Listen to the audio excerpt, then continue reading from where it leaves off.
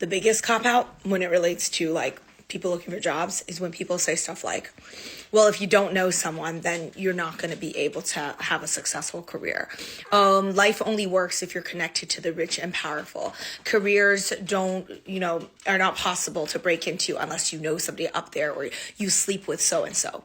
Not only is the last comment super, super sexist and like misogynistic, I do want to say that all of the above statements, while it may be true for a very, very, very, very, very, very, very small portion of jobs in America, the rest of the jobs in America, probably like 98%, just rely on yourself.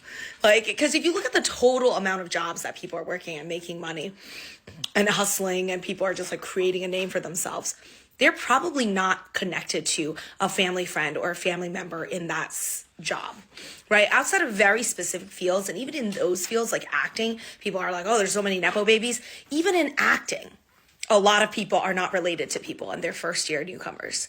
So for every person that says, oh, well, you can't make it unless you know someone, that's just a cop out. That's a total cop out because it's the easiest thing to say when you don't want to put in the work and you just don't want to even believe that it's possible, and you blame it on the rich because it's the easiest thing to do, right?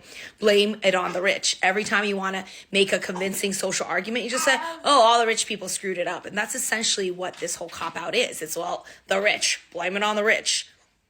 No, blame it on yourself that like you did not do what 98% of us have done, which is just go out there and work and fail upwards, right? Like this doesn't work, do something else. If that doesn't work, do something else. Work hard, make a name for yourself, blah, blah, blah. Like so many people in this country don't have any connections, don't know anybody, and have been able to make it. And that's the majority of people, including myself. Like my family is doing Chinese restaurant.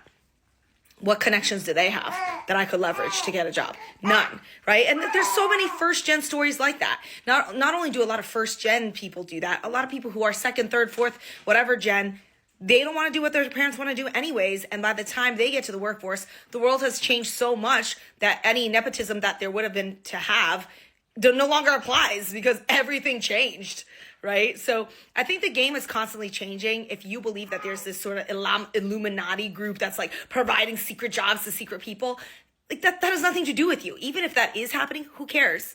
That doesn't excuse why you can't find a good job.